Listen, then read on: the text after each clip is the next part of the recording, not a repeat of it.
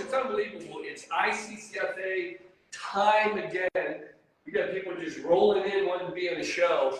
We have, folks, tens and tens of people here. This is what we do. It's huge. We're at ICCFA University. This is our live show. We got a cocktail. It's season 6, episode 22, I think. Season 6, episode 22.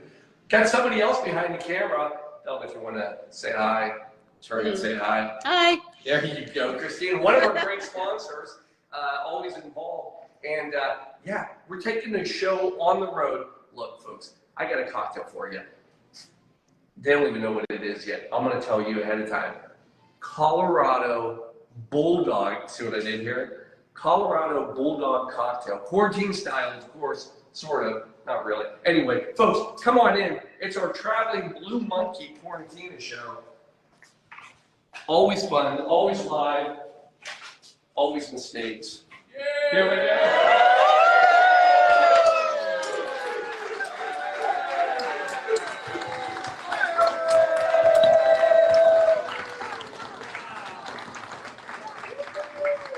Unbelievable, folks. Tens and tens of people here. Tens and tens. It's one of the largest crowds we've ever had on a Sunday night in 2024 in Georgia. So, folks, here we are. Now, I have to give a little different intro because right now, normally we jump right into the history, we get the cocktail running, but we have a lot of new people here. How many people in this live studio audience? How many people have never seen a show before? It's okay, you're allowed to be honest. That is a lot of people. So the cocktail show, here's what it's all about.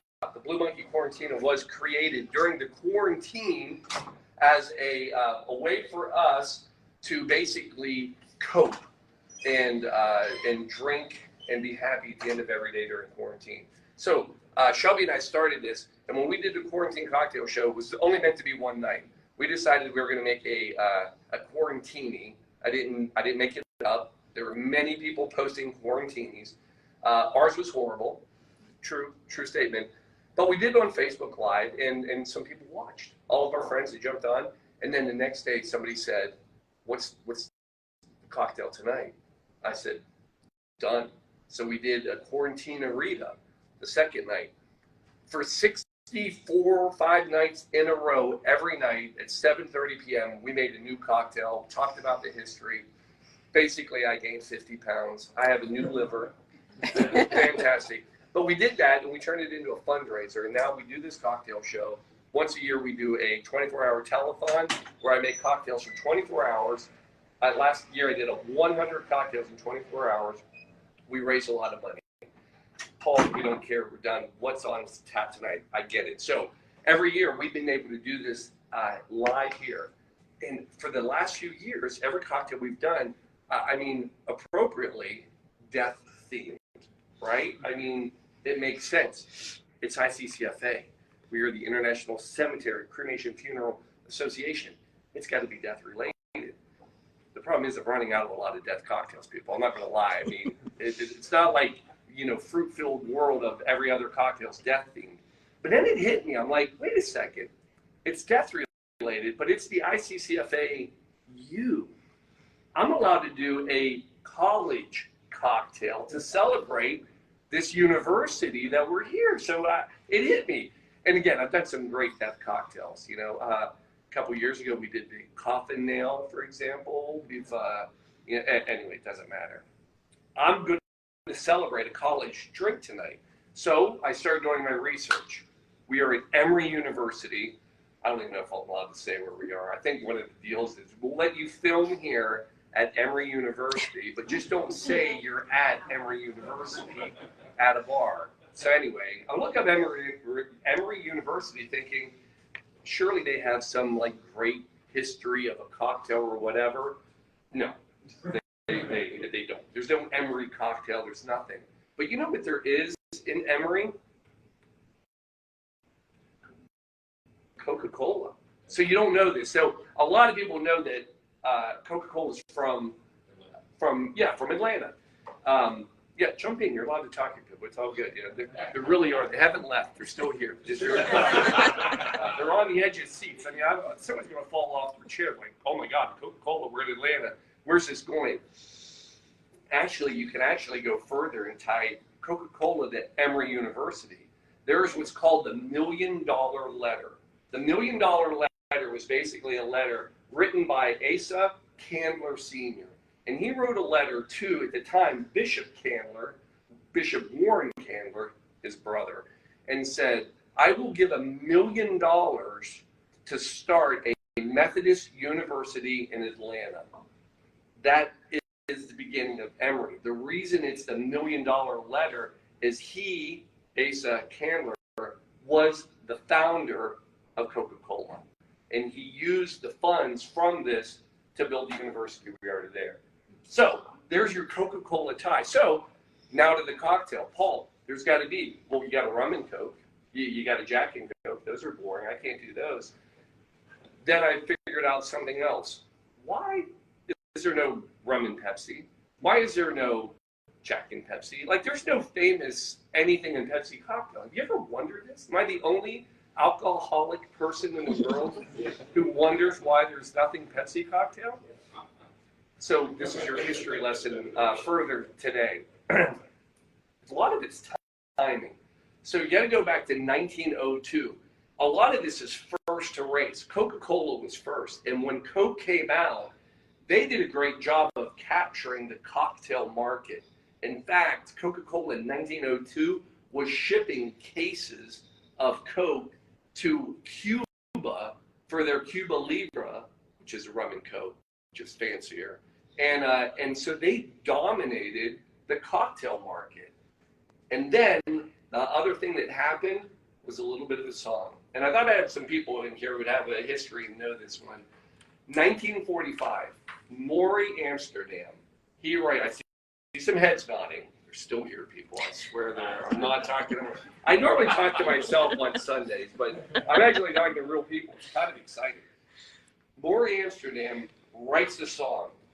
It's for the Dick Van Dyke Show. Anybody know the song? Yep, absolutely. What is it?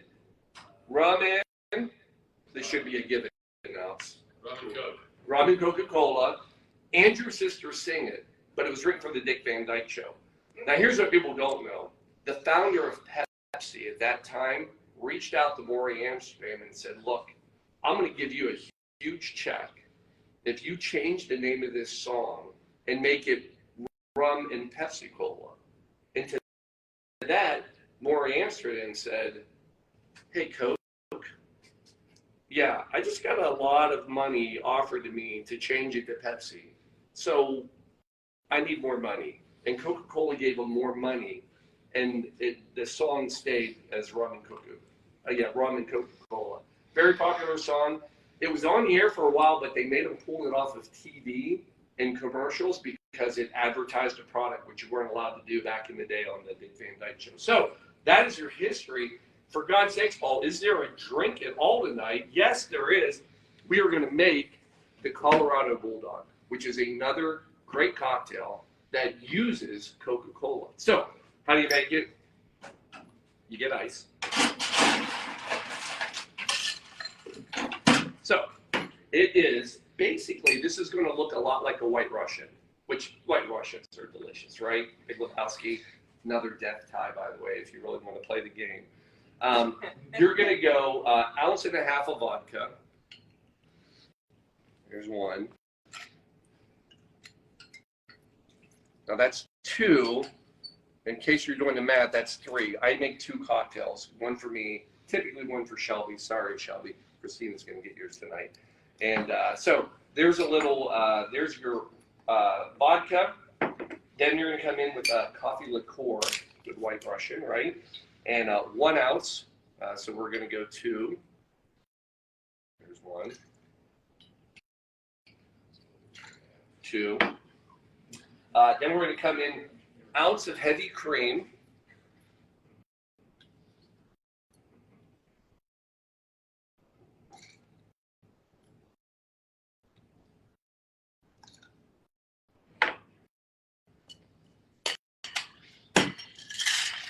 Give it a shake. Have fun with the people. Smile. Oh, shake. Drink it, baby, drink it.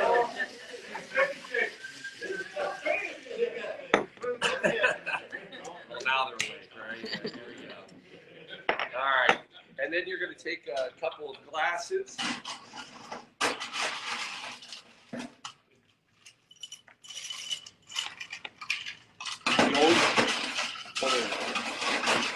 Drop ice everywhere too, especially when it's not your bar and you don't have to clean it up.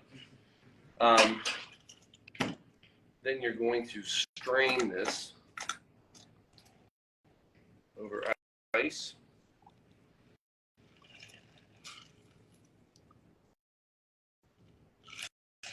And then you're going to come in, top it off with Coca-cola. Just making sure they're paying attention.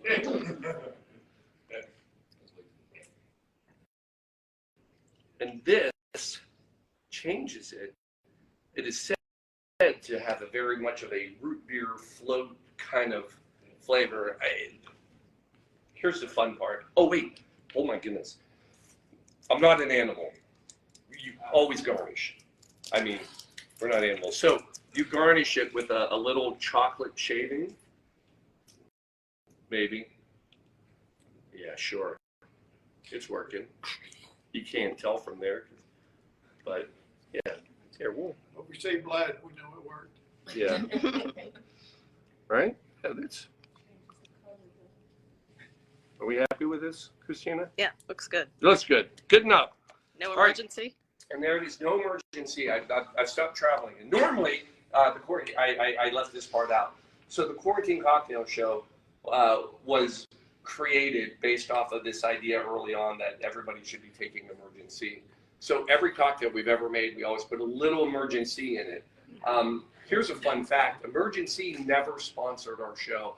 In fact, Emergency, not a big fan of putting their product in alcoholic drinks.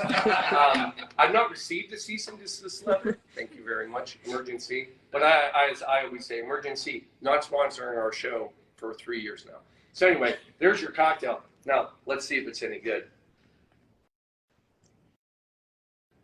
Oh, yes. That's a great cocktail.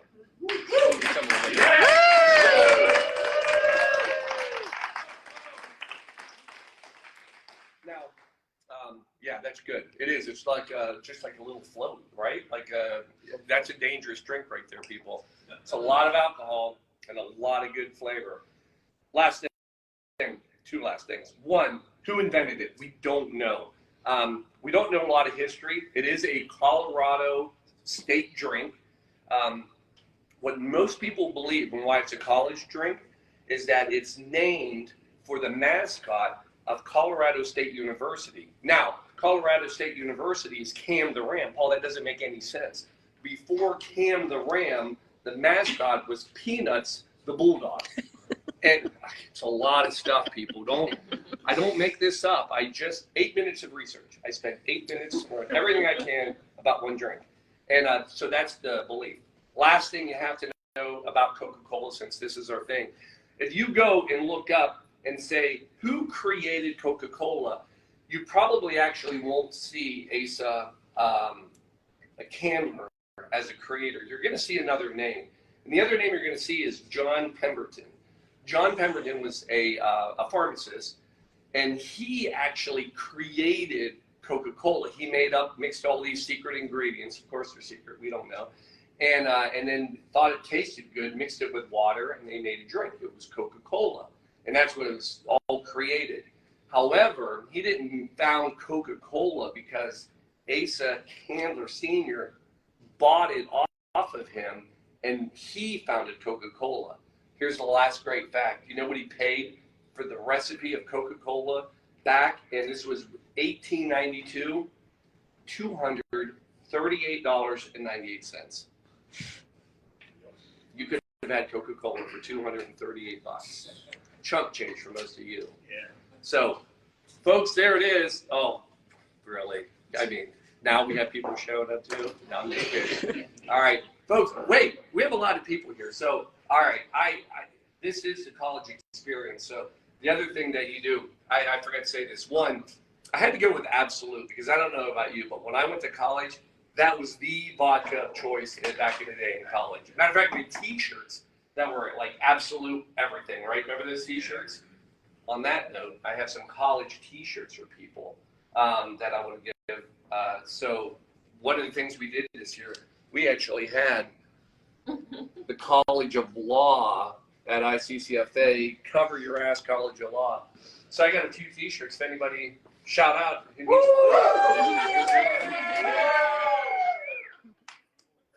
All right, here we go. I wish I had the gun. Yeah. I want the full thing. I see it. I see it. Not the down. There's one. There's one. All right. If you got the wrong size, you have one. Wait. Oh, you got the blue. I need to get you a different size. I don't want to say how big of a size you need. That's going to be polite. I'll get you a different size. Folks, there it is. That is your quarantine cocktail show. Thanks, everybody, for being here. Thanks for watching. And we'll be back next Sunday with another episode. Actually, travel show. Maybe coming from London. By the way, everybody here, you'll see it on Facebook because it's streaming right now. Subscribe on YouTube.